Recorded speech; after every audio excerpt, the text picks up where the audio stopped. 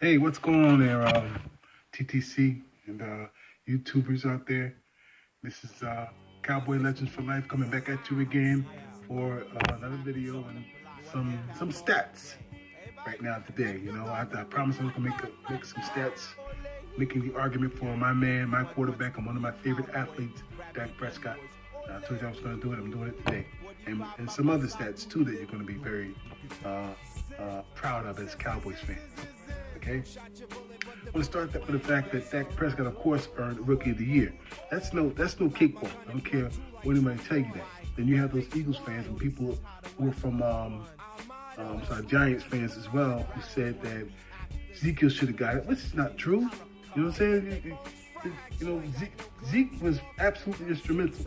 That's for sure, because the running game, if it's strong and it's solid, it's going to be always instrumental to the quarterback in the backfield of that offense, okay?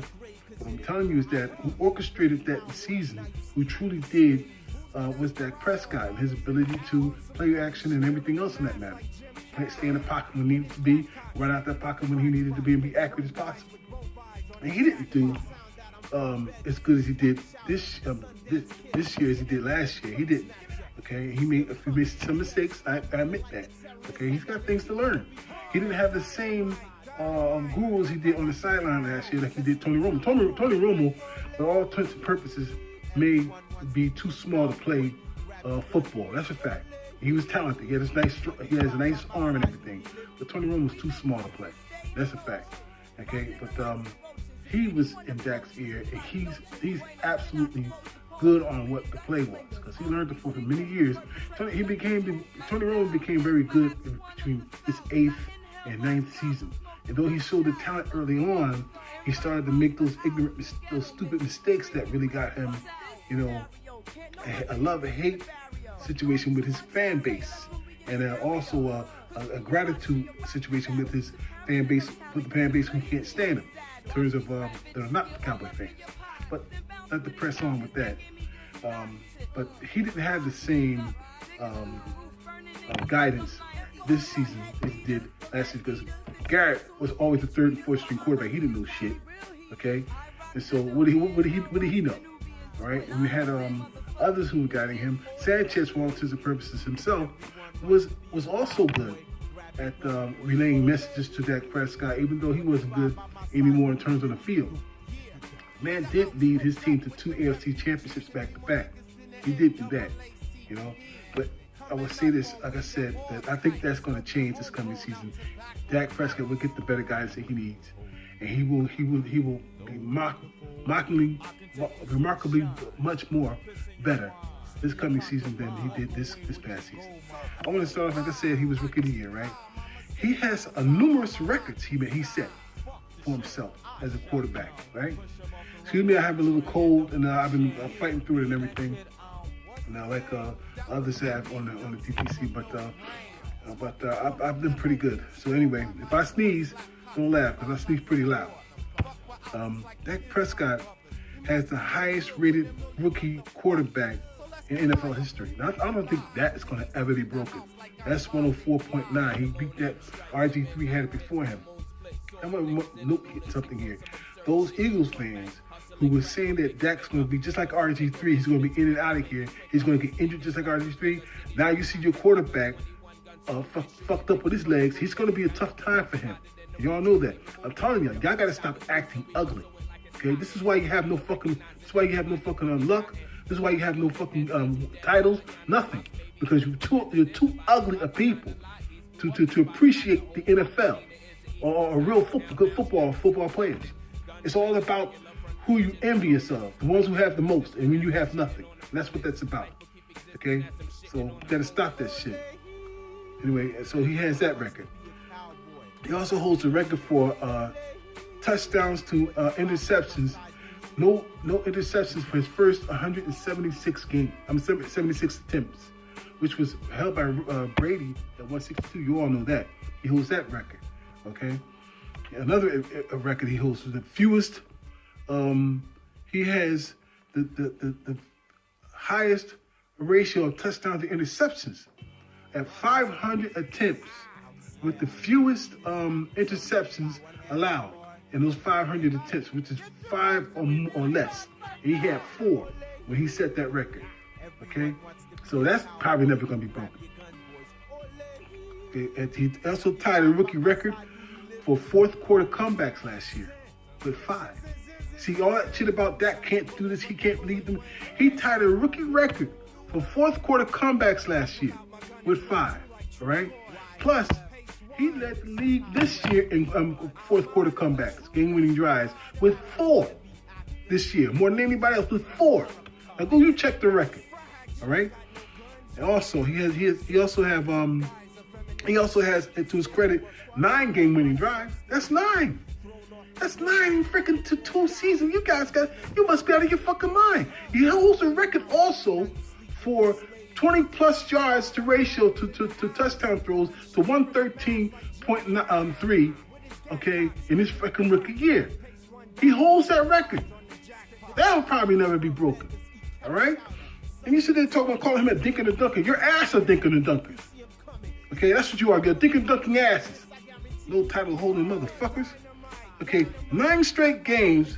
He has also had, 8 straight games done by a rookie who hold the record. I think it was either a rookie or it's just a regular NFL record of throwing 2 touchdowns or more with 200 yards on throwing or more. Okay, 2 touchdowns or more, 8 straight games. I think it's a rookie record.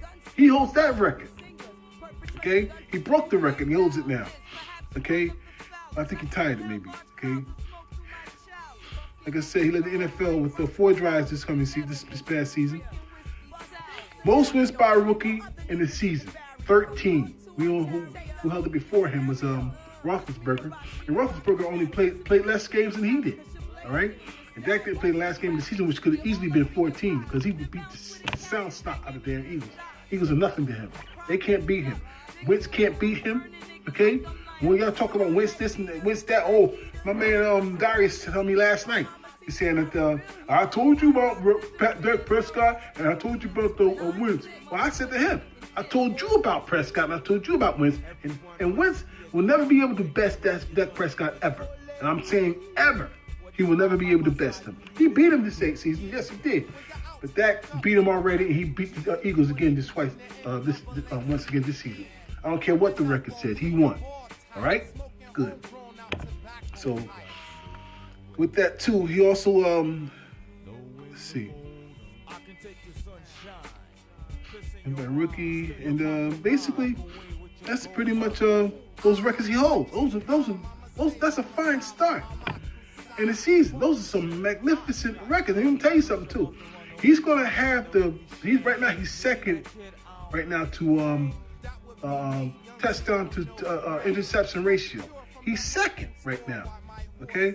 And I guarantee you he'll have that record because he protects the ball better than anyone in the league. He protects that ball. Even though he had 13 interceptions, I'll tell you straight, I don't care. 7 of those interceptions came off the chest and arms of 2 sorry-ass receivers, Dez Bryant and Terrence Williams. So I don't really hear it, okay? But that's it. It's official. It's 13 interceptions.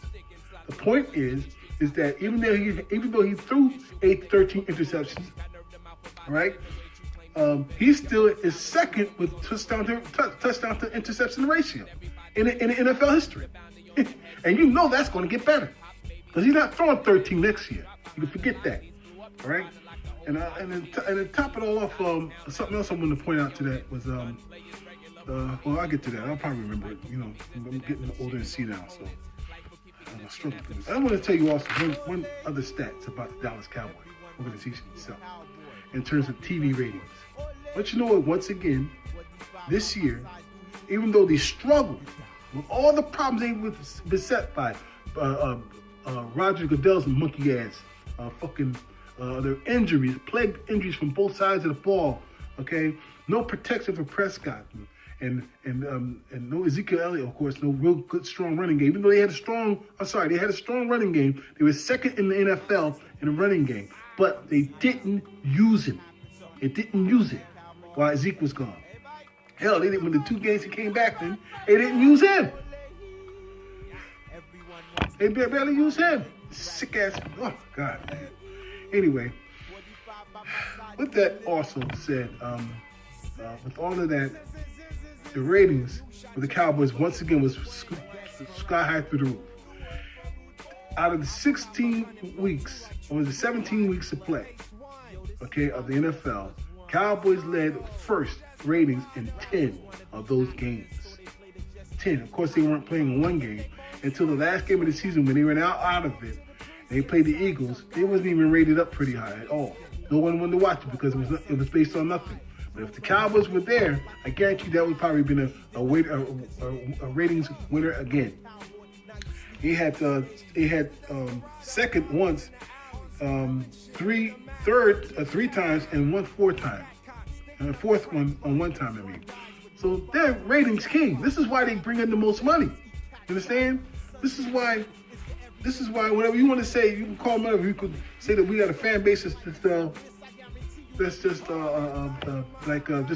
where bandwagon is fine. They got some bandwagons everywhere. They got a lot of bandwagons in Oakland now. They're jumping off right now, but they'll probably be back next year, with the Gruden coming in. But they got fan base who fake ass fan bases in Philadelphia. They want to act like they got pride, but you know what? They know they're losers. They're losers. Okay? And I'll say again, one and done. Do you hear me, Darius? Do you hear me, Eagle Speed? Do you hear me, Nitro Freak? Okay? One and done. Period. You can forget about that. All right? So, it's a matter of all this stats and everything. Cowboys had the. As a matter of fact, when you talk about another stat on that about the TV's rating, the top 10, the Cowboys hold 6 of them. With the top 10, the top 10 TV rating of the season, Cowboys hold 6 of those 10. Y'all better start recognizing, son. That's why they call them America's team. That's why America watches them the most, because they're America's team. You have to live with that, son. You have to live with that. Even with the big jackass owner who's a piece of shit, I can't stand him. It's still America's team, all right? You know, Goodell screwing them over. You know what I'm saying? You had referees who had over 50 plus quarters of no calls on offensive people and on the holding on our defense, and in worse, just as bad, almost just as bad on the offensive side of our ball.